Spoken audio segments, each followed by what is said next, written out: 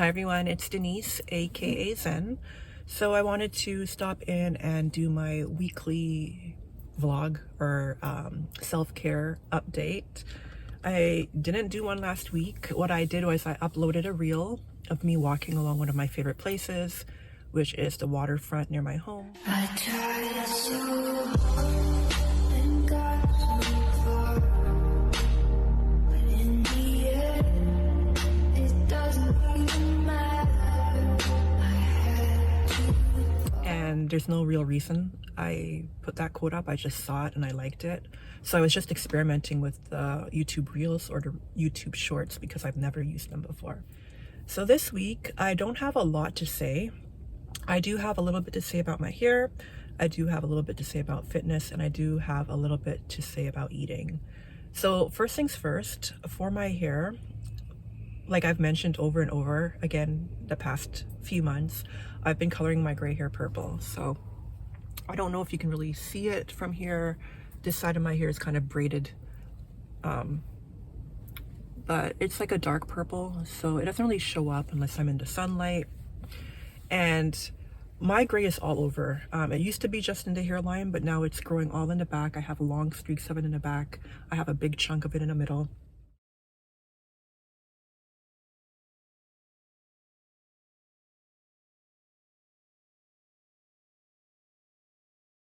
So I was thinking about it and I'm like, I don't know if I like this anymore. When I part my hair, you can still see I have a lot of gray hair. It's not really low maintenance because I'm not really growing my hair out, growing the gray out. Like I'm trying to camouflage it, but I'm only camouflaging a little bit of it. So for a split second, I started to think about either I would stop dyeing my hair purple and just let it be and grow out as it is, or I would remove the color again. I would remove the purple from my hair and I'd have a lot of gray back in my hairline and gray all over and just never color my hair again. So I did on my personal Facebook, I put a poll, and the poll was, should I stop dyeing my gray hair purple? And I got half in responses. It was 50-50. So I really had to put the onus on myself and decide what would make me happy. And right now, I think just coloring it purple is kind of fun. And even if it's not even if it's not that low maintenance, I'm going to continue to do it until I get tired of it. And because it's not permanent black hair dye, if I ever do decide to just strip the purple out of my hair, it's not going to be that hard. So that's what I'm doing with my hair. I think one of the main reasons that I finally started to get self-conscious about it is because I took a selfie in the sunlight or daylight the other day, and you could see like the purple was a lot more vibrant and it looked patchy, and that's what made me self-conscious. But you know, purple is my favorite color nowadays, so that's it. I'm going to keep coloring it purple until I get sick of it.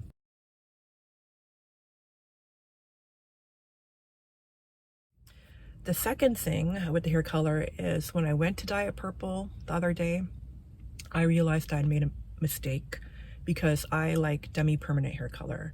It's like, it has ammonia in it. It doesn't have ammonia in it. It has no ammonia in it. And you do use peroxide or developer to make it penetrate the hair, but it's in a very low dosage. So it's less damaging on your hair, but it also doesn't last as long as permanent hair dye. Like, you wash your hair a lot and it eventually fades. So I would always use that hair color on my hair. And I've been doing it ever since hair school. So I've been doing that for like, I don't know, 8 years. The thing is, when I colored my hair purple the last time, I thought I had picked up demi-permanent hair color, and I actually picked up permanent hair color. So at first I was kind of disappointed or upset, but I'm saying to myself, it's not a big deal. It's not like I'm coloring my whole hair with permanent hair color. I'm coloring gray hair. My gray hair is coarse and resistant, and I'm not trying to like pamper it or anything. So that's it. I did make a mistake. I started using permanent hair color instead of demi-permanent. Other than that, moving on to my health, as far as fitness goes, I still have not started working out. I do stretch every morning now, which is a change for me, and I feel better about that. The past few weeks have been kind of tough, but not too tough. What happened is, I mentioned in one of my last videos, I was taking progesterone, like a mini pill. And I don't really remember what I said about it. I said maybe my body was getting used to it or adjusting to it. But what ended up happening is I had like a lot of pelvic pain while I was on it. and it was radiating into my legs, and I already have a lot of leg pain. So it's like my entire lower back, my abdomen, my legs, like it was just really, really bad pain. It was all the time. So I stopped that, and I felt better pretty soon after. Like it only took a few days for it to get out of my system, and now I kind of feel like my body has returned to normal, or to its pre-progesterone state. So that happened like it lasted a couple of weeks, and then afterwards I started to feel a little bit nauseous, and I started to get severe vertigo whenever I would lie down. So I went to a walk-in clinic because I couldn't get in to see my doctor, and I didn't want to go to the ER. And the walk-in clinic kind of confirmed what I already kind of discovered upon trying to Google it and do research. Is that I had like an inner ear infection, and the doctor that diagnosed it, he gave me the technical term for it.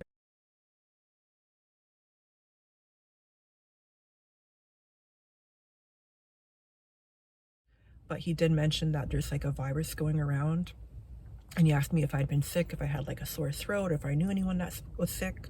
I did know someone that was sick. I didn't say anything to them, but I'm not blaming them, I'm just saying. But he did say there's a virus going around, and there are a lot of people I go to school with that have been sick as well. So that was just like kind of an after effect of it, because I was tired, I did get headaches, I did get a sore throat. I just didn't have like a runny nose or like coughing and sneezing. It's better now. I did get medication, so that was another reason I didn't really feel up to exercising. But that all changed starting at the beginning of this week, because what happened is, after not being in school for like 3 weeks because of winter break, I actually ended up going back to school. So I'm a lot more active now, because there is a lot of walking required when I take the subway and the bus, and then I have to walk to all the campuses I go to. So I started wearing my smartwatch again, and I noticed that when I wear it, I keep it's more exciting. I keep track of my steps, and if the day's gone by and say I've gone like 6,000 steps, 7,000 steps, and I want to get to 10,000, at home I'm more motivated to either like walk a lot or actually exercise to hit my 10,000 step goal. So that's why I started wearing it again, keep track of my steps, how active I am, and make it more exciting. And it's also bringing me back to, over the years, how I've always loved walking. So that's exercise.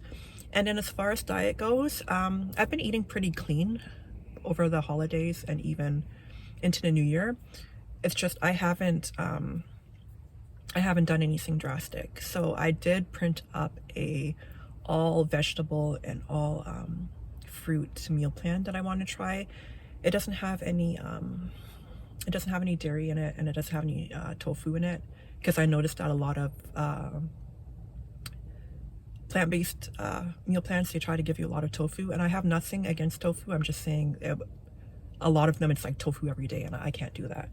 So I do want to experiment with that, but because it's just fruits and vegetables and the calories are going to be like lower, I want to make sure that I do it on a week where I'm not very, very physically active. So I'm thinking this week I'm just going to keep eating clean, maybe not eat any animal products at all. And then the following week I will try the fruit and veggie meal plan and see how that goes. I actually got it using ChatGPT. It's AI, and I'm sure a lot of you know what it is. It's you type in a prompt, like and it will search the web to give you what you're looking for. So right now I'm in my 4th year of university, and it's becoming a really, really big problem with instructors, because a lot of students are using it to help write reports and assignments, and it's kind of hard for them to prove that the person used it, because it is considered a form of cheating. It's tempting to use it sometimes, because it can help you formulate like an outline or pull information really fast. For me, I've tried it to do assignments and essays, and it's not worth it. Like for me, my process in writing an essay, doing my outline, finding my sources, it would take just as long to do that as it would take to use ChatGPT. That's only because a lot of the essays and assignments I do, the teacher will tell you use peer-reviewed journal articles, this is how many articles you have to use. The citations have to be very specific. So if you're gonna just generate something off of ChatGPT, even if you ask for the sources, to go back and put the citations in and do all that stuff, it's time consuming. So that's why I don't use it. But it is good to like formulate ideas and kind of like help you think critically by yourself. So I have used it for that before, and I have used it for creating a meal plan, and I have been fiddling around with using it for images, which is like a new obsession I have. I'll be relaxing at home and I'll be typing in all these prompts to generate just images, because I think it's artistic, it's cool, it's creative how you can like make it exactly the way you want it. So I do create a lot of images of myself, trying to find someone that looks like me, thinking that if I find something I really like, I can use it as like a vision board. So I do try to generate a lot of either images of someone looking really healthy and put together, or images of someone writing, or being in a peaceful place, like meditating, being surrounded by plants and candles and incense. And then I also create little cute images of me and my partner, boyfriend, whatever you want to call him, together, because I think that's cute as well. So I might insert some of the images I've created.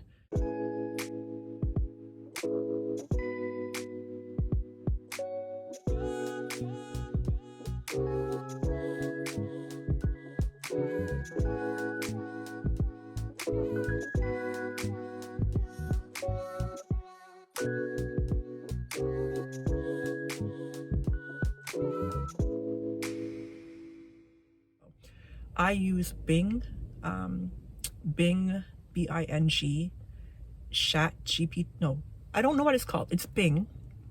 I will have to insert the name of it below. If you do it on a desktop computer, it's not always available, because I did have an opportunity to do that around Christmas when they were advertising it, and then it went away.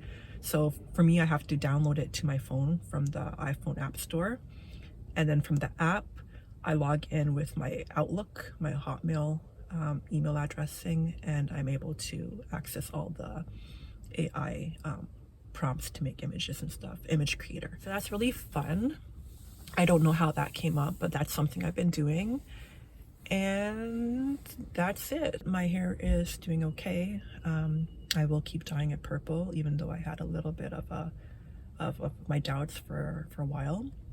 My mode of exercise right now is walking, which is convenient for me because I have to do a lot of walking anyway. It's just that I'm keeping track of it now and I'm doing more of it. And then the third thing is that I will be trying to do a fruit and veggie meal plan for a week. I don't want to call it a fruit and veggie cleanse or detox, but I think that's basically what it's going to end up being. So if you made it this far in the video, thank you guys as always for watching, and I'll catch you later. Bye.